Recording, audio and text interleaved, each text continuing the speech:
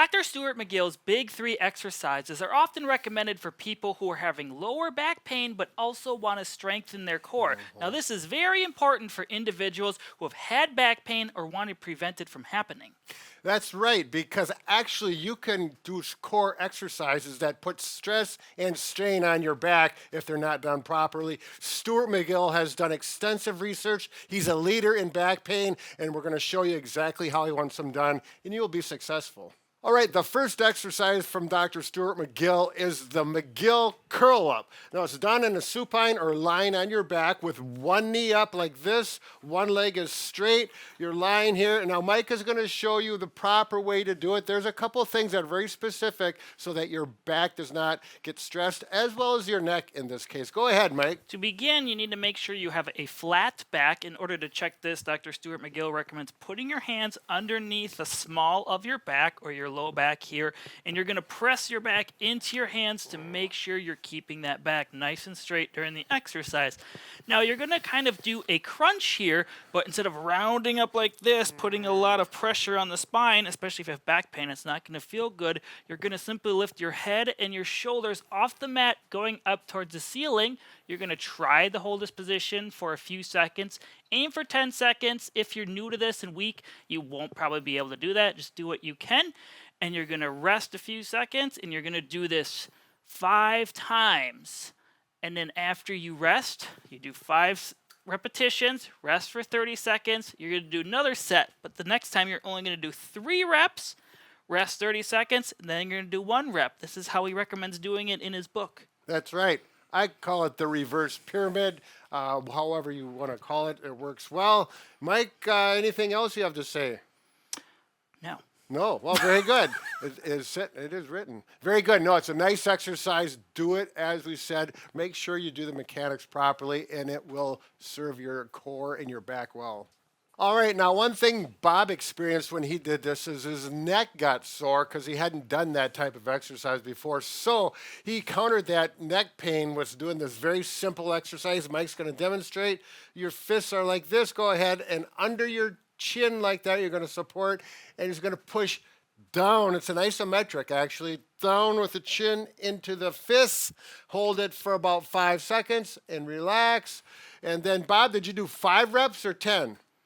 5 repetitions, once or twice a day, once a day, and within a few days, he did not have the problem anymore and continued with the curl-ups. Now, you can't see it on camera, but I'm actually touching my teeth lightly together. I'm not clenching hard, and you're also going to push your tongue to the roof of your mouth while you're performing the isometric exercise. Yeah, no biting your tongue. All right, exercise number 2 by Dr. Stuart McGill is a side plank. This is going to work more lateral muscles of the core, very critical, and we're going to show you how to do it on your side like this. And this is pretty aggressive. We're also going to show 2 modified and easier ways to do it if you're a beginner. So the normal version, you're going to start on your side like this, on your elbow, and I'm going to lift my side off the mat here, trying to keep in a nice straight line. I have my feet stacked on top of each other. You can do this. If you feel unsteady doing this, you can stagger stance like this as well.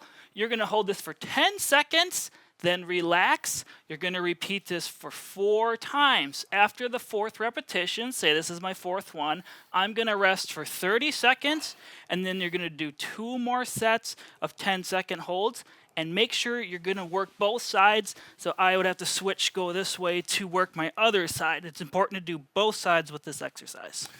I also want to mention, you probably do not want to do these on a bed. It's too soft like we're doing here. Firm floor, carpeted floor works best, or you can do them the standing way we're going to show just in a second. Now, an easy way to do this on the mat that's not as hard is to simply go from your knees and then lift up this way. If you need to start here, you certainly can. If this is even too hard, Brad will show you a couple more options. Well, let's just go right into it then.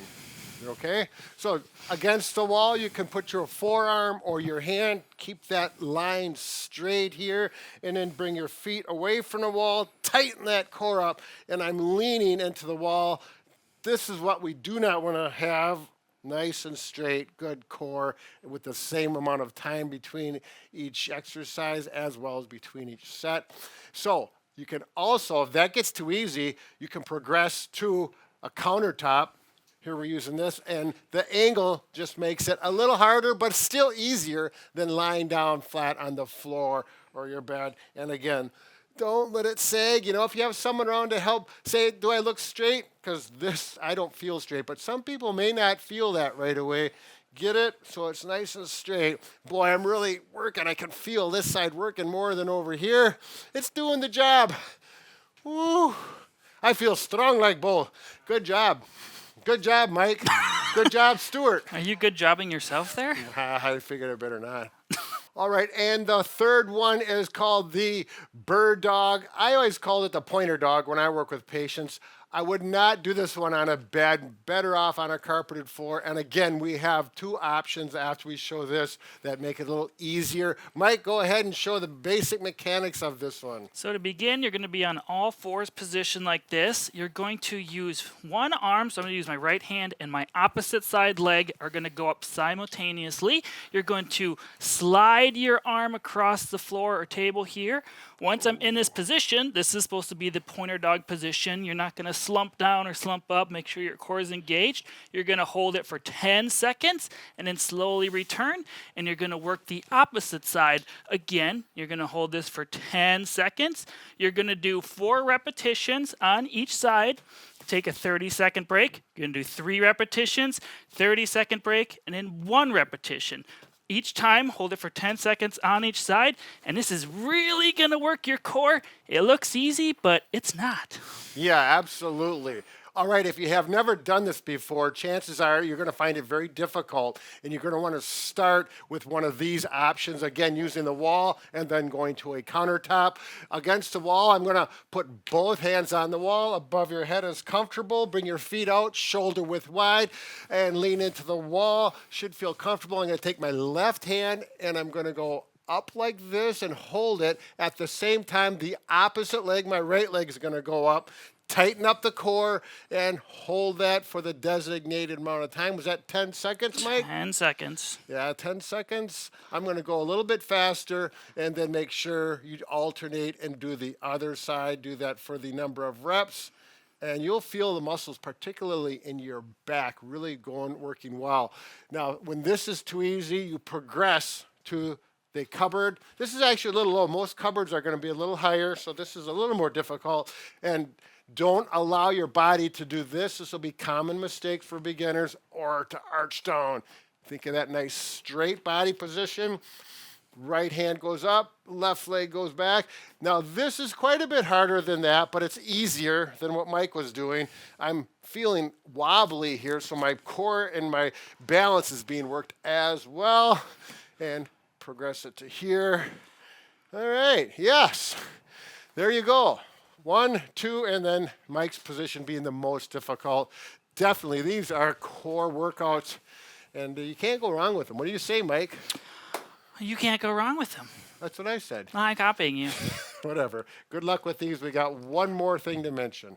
All right, so that's the exercises. The goal is to do all 3 of these exercises as we described as far as sets and reps daily. Now, if you get sore from them, take a day off. You may only do them 5 or 6 days a week once you get used to it, but they don't take very long. So remember, a strong core protects your back from injuries that you may have now or preventing injuries. Mike, tell them what else you got. If you want to check out more videos on how to strengthen your core, we'll link one right here. Just simply click on it. Right, exactly. All right, very good. Bob and Brad, the 2 most famous physical therapists on